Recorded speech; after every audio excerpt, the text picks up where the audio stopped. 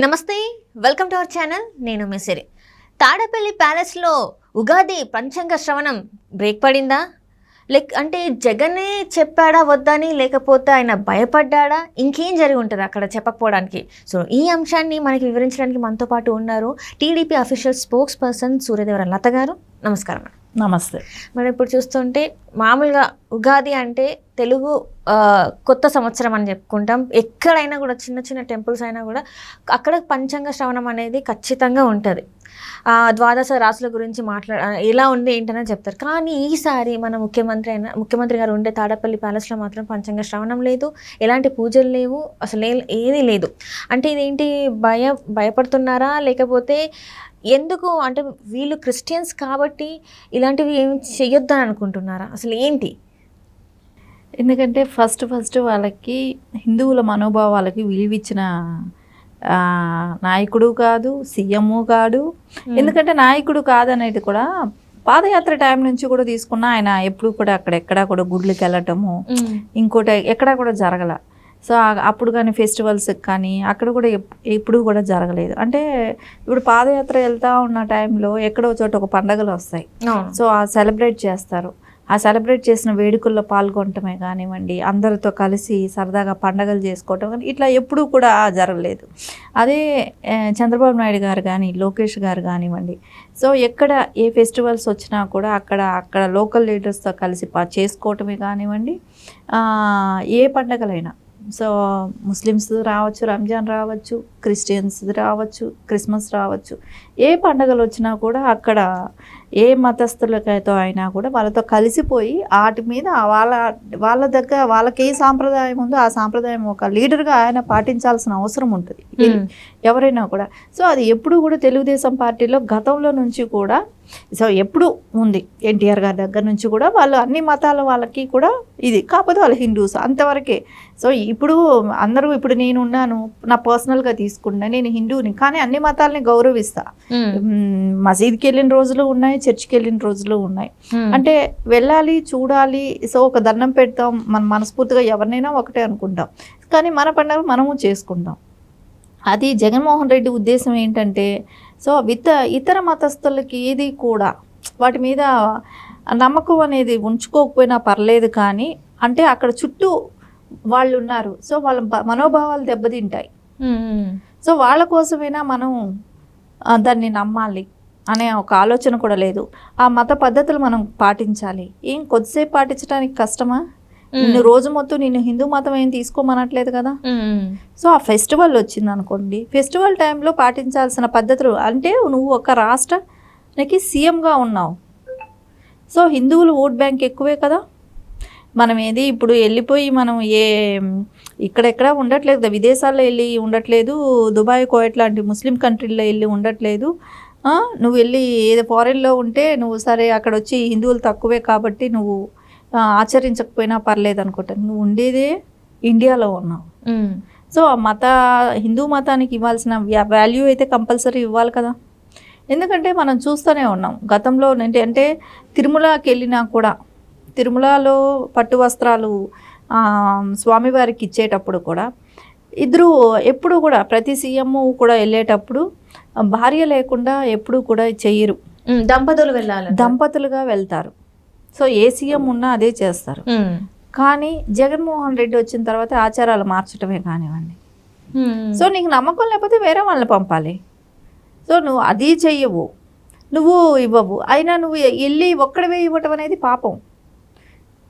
అంటే మగవాళ్ళని, ఆడవాళ్ళని అయితే విడో అని ఎలా అంటారో, భర్త చచ్చిపోతే మగవాడైనా అంతే కదా.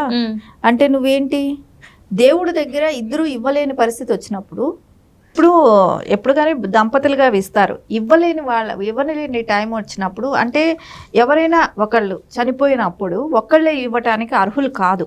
సో అందుకని ఎప్పుడైనా ఇప్పుడు మనం లేడీస్ని అయితే అంటారు, హిందూ మతంలో మనం ఎప్పుడు కూడా చూస్తుంటాం, సేమ్ మగవాడికైనా అదే వర్తిస్తుంది. అందుకని దేవుడు అంటే పూర్వం రోజుల నుంచి కూడా ఎప్పుడు కూడా దంపతులుగా ఇవ్వాలి. సో ఒకళ్ళు లేకపోయినప్పుడు వాళ్ళు ఇవ్వటానికి కూడా పనికిరారు. వాళ్ళు ఆ పూజలో పాల్గొనటానికి కూడా పనికిరారు. అందుకే చూడండి, హిందూ మతంలో ఎప్పుడైనా సరే మనం పీటల మీద కూర్చొని పూజ చేసేటప్పుడు అట్లీస్ట్ మనం చిన్న చిన్న గుళ్ళల్లో వెళ్ళి పూజ చేసినా భర్త లేకపోతే భర్త కండువా ఉంటుంది, దాన్ని తీసి పైన వేసుకునైనా పూజ చేస్తారు చిన్న చిన్న పూజలకే. అదేలాగా మనం రామాయణంలో మనం తీసుకుంటే రాములు వారు కూడా సీత గారి విగ్రహం చేసి పెట్టుకొని పూజ చేశారు. సో ఇలాంటివి కామన్గా జరుగుతూ ఉంటాయి. అంటే కామన్ కాదు, మన శాస్త్రమే అంతా దంపతులుగా వెళ్ళాలి చేయాలి అనేది శాస్త్రం. కానీ ఎక్కడా కూడా జగన్మోహన్ రెడ్డి అది పాటించడు. సో దానికి భారతి గారి కూడా రాను అని కూడా అనుండొచ్చు, నాకు హిందూ మతం మీద నాకు నమ్మకం లేదు, నేను రాను, ఆబ్వియస్లీ అలా కూడా అనుండొచ్చు. సో ఎందుకంటే మనం చూసాం, సెట్ వేశారు సంక్రాంతి టైంలో, వెంకటేశ్వర స్వామి కటౌట్ వాళ్ళ వెనకాల పెట్టి పెద్దగా కటౌట్ విగ్రహం పెట్టి వాళ్ళు ముందు సోఫాలు వేసుకొని కూర్చోవటం, తీర్థం ఇస్తే తీసుకొని కూడా ఇలా టిష్యూకి తుడిచేశారు. అది విపరీతంగా ట్రోల్ అయింది కూడా ఆ టైంలో. కానీ అదే చెప్తున్నాం కదా, వాళ్ళకి మతం మీద విశ్వాసం లేదు. అంటే కొంతమంది ఎలా ఉంటారంటే అవతల వాళ్ళు ఫీల్ అవుతారనైనా కన్సంట్ అయినా ఉంటుంది, కానీ ఇక్కడ అది కూడా లేదు. వాళ్ళకి వాళ్ళు ఎవరైనా ఫీల్ అవనివ్వండి, రాష్ట్రం మొత్తం ఫీల్ అయినా నాకు బాధ లేదన్నట్టే ఉంటాడు. అందుకే ఇప్పుడు పంచాంగ శ్రవణం.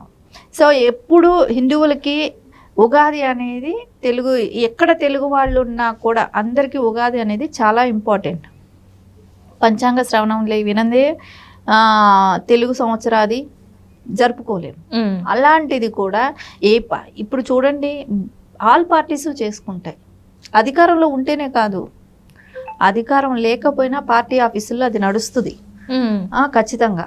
అందుకని మనకు అనిపిస్తుంది కదా, ఎప్పుడూ కూడా ఉగాది అనే సెలబ్రేషన్స్ అనేది పార్టీలు చేసుకుంటాయి. సో సీఎంగా ఉన్న వ్యక్తి ఎందుకు చేయలేదు? సో ఈయన చేసేది ఏముంటుంది అంటే పంచాంగ శ్రావణం పార్టీగా ఆయన చెప్తాడు, నువ్వు వెళ్ళి కూర్చొని వినటమే కదా.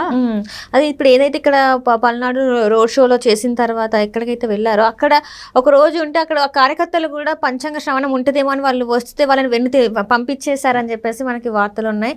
సో వాళ్ళు వచ్చినా కూడా ఎలాంటిది లేదు అని చెప్పేసి జస్ట్ వేద పండితులతోనే మాత్రం ఆశీర్వాదం తీసుకున్నారని చెప్పేసి వస్తుంది. ఇది ఎంతవరకు కరెక్ట్ అంటారు అసలు? పంచాంగం అంటే అదే హిందూ మతం మీద వాళ్ళకి విశ్వాసం లేకపోవటం, దానికోసమే వాళ్ళు చేసే ఇది. అంటే మతంకి అంత వాల్యూ ఇస్తున్నారా వాళ్ళు? హిందూ అంటే క్రిస్టియానిటీ మతాల మీద ప్రోత్సహిస్తూ గొడవలు సృష్టించాలనేది కూడా చేస్తే అవకాశం కూడా మనకి ఇక్కడ కనబడుతుంది. ఎందుకంటే ఒక నాయకుడు కన్నా కూడా ఇంపార్టెంట్ ఒక సీఎం ఆంధ్రప్రదేశ్కి. అలాంటి వ్యక్తి ఎందుకు ప్రతిసారి కూడా హిందువుల మనోభావాలు దెబ్బతినేటట్టు ఎందుకు బిహేవ్ చేస్తున్నాడు? ఎందుకు హిందువులంటే అంత వ్యతిరేకగా చూస్తున్నాడు? హిందువులే కాదు, ముస్లిమ్స్ అయినా అంతే. ఆయన ఎక్కడ కూడా ఇప్పుడు మనం ముస్లిమ్స్ తీసుకుంటే ఎక్కడ దర్గాలకు వెళ్ళాడు? సో వాళ్ళ ఫెస్టివల్స్కి ఎక్కడ సెలబ్రేట్ చేశారు? ఎక్కడా లేదు. ఎందుకంటే ఆయనకు ఓకే క్రిస్టియన్స్ నేను వాళ్ళని గౌరవించాలి, వాళ్ళకు కూడా మా ఇంపార్టెంట్ ఇవ్వాలి కాదనట్లేదు, కానీ మరీ అంత పిచ్చా, అంత ఇదే వెర్రితనమా? అంటే వాళ్ళ ప్రసాదాలు తినకూడదు, వాళ్ళ దేవుణ్ణి చూడకూడదు, వాళ్ళ గుళ్ళో అడుగు పెట్టకూడదు, అట్లా అనుకుంటే ప్రతి రైతు పండించే పంట మీద ధాన్యం పొలంలో వేసేటప్పుడు వినాయకుడి విగ్రహం పెట్టి పూజ చేసే ధాన్యం చల్లుతారు పంటల్లో పొలాల్లో అన్నప్పుడు ప్రతి మెతుకు హిందూ మతందే సంబంధించింది అంటారుగా. అలాంటప్పుడు నువ్వు ఎలా ఇలాంటివి ఆచరిస్తావు? సో ఆ మెతుకును ఇక్కడ మనం తింటున్నాం కదా, సో వాళ్ళు పూజ చేసిన వాళ్ళని చెప్పేసేసి తినట్లేదా? తింటున్నాం కదా. సో నువ్వు ఎందుకు ప్రసాదాలు తుడిచేసేటాలు ఇవన్నీ చేస్తారంటే ఎంత ఇది? అట్లాంటప్పుడు రాకండి. అంటే మత రాజకీయాలు చేస్తున్నారంటారా? ఖచ్చితంగా. అలాంటప్పుడు రాకండి, మీరు రావద్దు, పార్టిసిపేట్ చేయొద్దు. ఇదిగో మేము మా బిహేవియర్ ఇలాగే ఉంటుంది, మేము ఇట్లాగే ఉంటాం, సో రాకండి. ఇప్పుడు అదే ముస్లిమ్స్ ఏదైనా నాన్ వెజ్ మనం తెచ్చుకున్నప్పుడు అల్లాలు చేసి ఇస్తారు, సో మనం తింటున్నారు కదా, సో వాళ్ళు గౌరవిస్తున్నట్టే కదా. సో వాళ్ళు అల్లాలు చేసి ఇచ్చారు, మేము తినమని చెప్పి ఎవరు హిందువుస్ అనుకోవట్లేదు, వెళ్ళి వాళ్ళ షాప్లోనే తెచ్చుకుంటున్నారు, అక్కడే తింటున్నారు. అది ఎప్పుడు కూడా హిందూస్లోను ముస్లిమ్స్లోను క్రిస్టియన్స్లో ఎక్కడా కూడా రాలేదు. ఇలాంటి పెద్దలు అంటే ఒక సీఎం లాంటి వ్యక్తి ఇలా చేస్తే రేపు సొసైటీకి ఎలాంటి మెసేజ్ వెళ్తుంది? రైట్. అది అనేది తీవ్రంగా ఆలోచించాల్సిన విషయం.